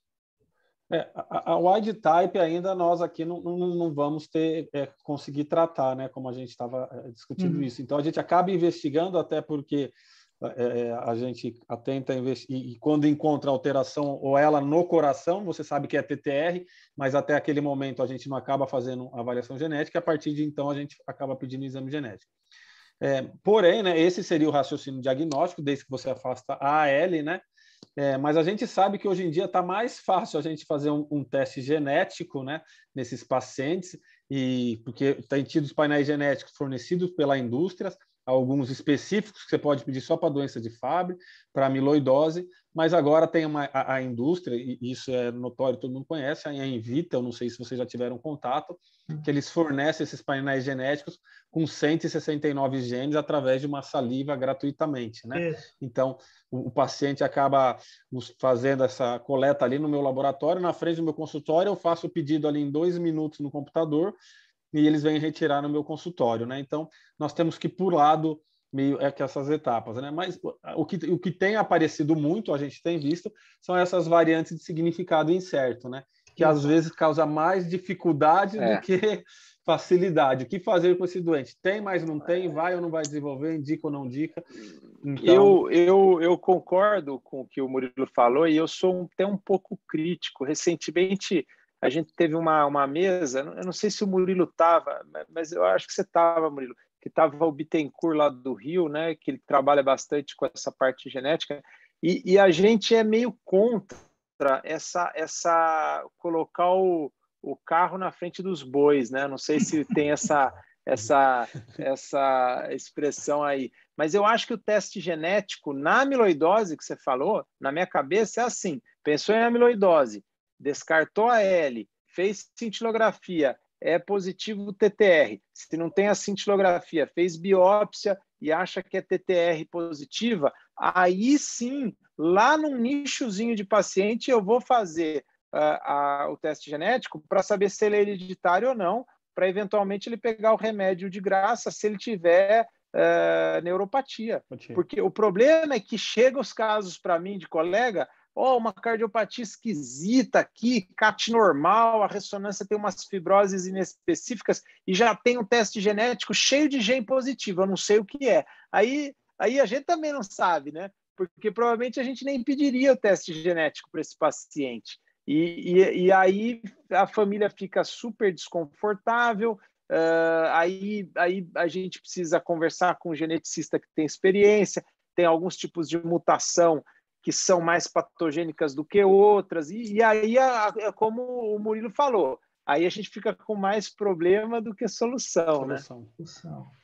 Então, assim, esse diagnóstico realmente é um diagnóstico que precisa ser cuidadoso nessas questões genéticas, até porque nós estamos identificando isso que o Murilo falou e o Otávio confirmou, essas mutações de significado clínico incerto, que acabam eventualmente trazendo um estresse enorme para o paciente. A gente deve ser cuidadoso, eu acho, realmente nessa questão genética. Não, e tem uma outra coisa, o pessoal estava fazendo em menor de idade, você só pode fazer depois dos 18 anos, tem um monte de implicação.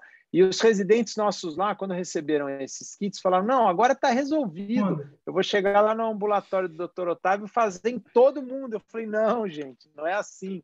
A gente tem que... Aí a gente criou um certo algoritmo de quando investigar cada uma, porque senão você vai criar mais problema do que solução. Muito legal, até essa questão da multidisciplinaridade dessas investigações, né? Eu lembro agora de uma situação que a gente vivenciou recentemente no Instituto de Cardiologia, um caso que cai na cardiologia e outro cai na neurologia, um com predomínio de neuropatia, o outro com predomínio de filtração miocárdica, amiloidose, e depois juntando lá com o trabalho do Dr. Edson Piloto, que é um neurologista lá do Hospital Regional, a gente viu que é uma família só, aí vai fazer o heredograma, aí você descobre que é uma família inteira, TTR e tal, VAL 50-MET, todos testados, vários testados, obviamente nem todos positivos, então isso é interessante a gente lembrar que pode ter o hemato na nossa equipe, né? O neurologista, de preferência um grupo que troque as informações nesses casos, né? Eu acho que é isso que vocês fazem no serviço de vocês, né? Não, sem dúvida. Facilita demais. Tendo um neurologista nessas situações, e eu estou fazendo um ambulatório também multidisciplinar, eu com a neuro aqui, até a Karen que trabalhou com você, Otávio, da tese dela. A Karen, a gente publicou a tese dela de ataxia de Friedreich, ela é fantástica. Realmente facilita demais, né? Porque eu já penso, eu já mando, ela faz a eletroneuro, o que você acha, Karen? Pode ser, eu não sei, vamos prosseguir a investigação. Tem os diabéticos que entram nesse contexto, né? E aí acaba causando mais confusão, e aí é difícil. Eu acho que, como a gente ficou muito aguçado agora e ansioso para fazer diagnósticos de amiloidoses, né? A gente tem investigado, qualquer coisa virou amiloidose, e às vezes cai nessa sinuca de bico, né? Ou faz um diagnóstico. O problema, sabe qual que é o problema de ter neurologista? Que assim, o cardiologista vive com 3 remédios: beta-bloqueador, diurético e inibidor de ECA. Se souber esses 3 remédios, o cardiologista vai bem. Agora, o neurologista tem mais de 1000 remédios. Então, eu falo assim, eu faço ambulatório com o Marcondes vai lá e fala: pô, você já está sabendo cardiologia igual a gente, pô, a gente vai perder nosso emprego. E neurologia não dá para entender, porque só o exame neurológico deles, se eu for fazer, eu tenho que voltar para a escola de medicina. Falando em terapêutica, lembrando bem que esses pacientes com amiloidose toleram mal beta-bloqueadores, às vezes toleram mal IECA, não é o paciente para usar digital. Como é que é essa terapêutica, Murilo, para esse subgrupo de pacientes que tenham manifestações clínicas de insuficiência cardíaca?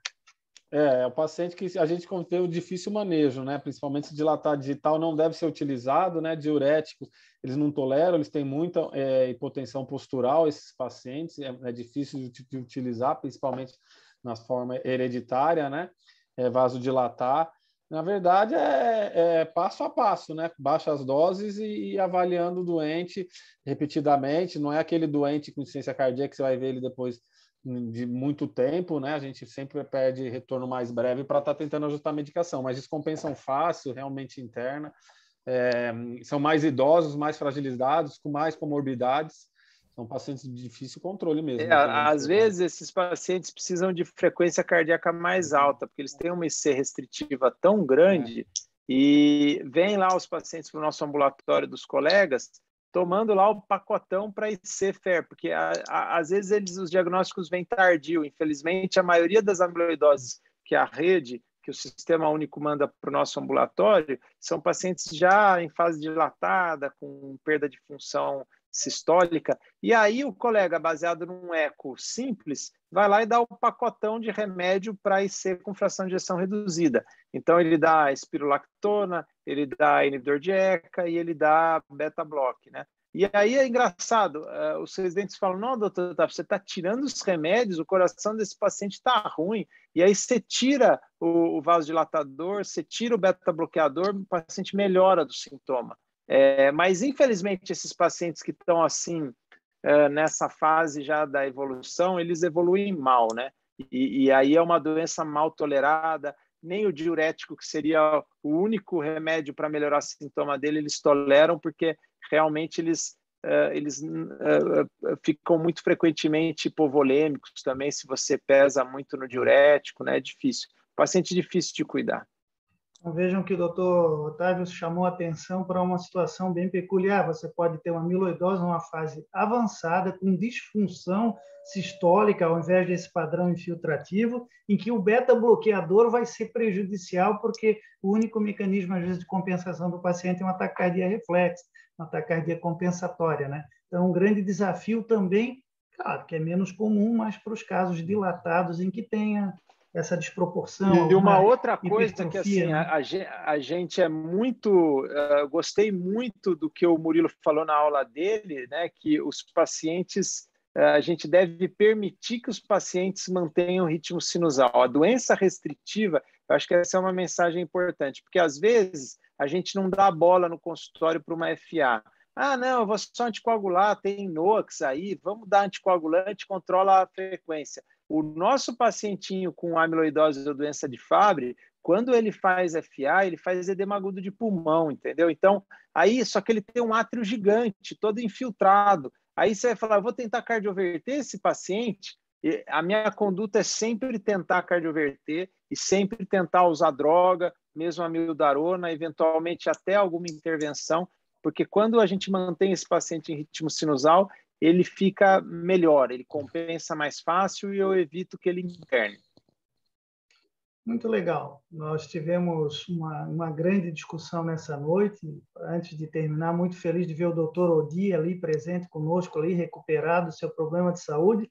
Havaiano, muito feliz, porque o Avaí está na Série A do ano que vem. Muito feliz de ver o doutor Odi.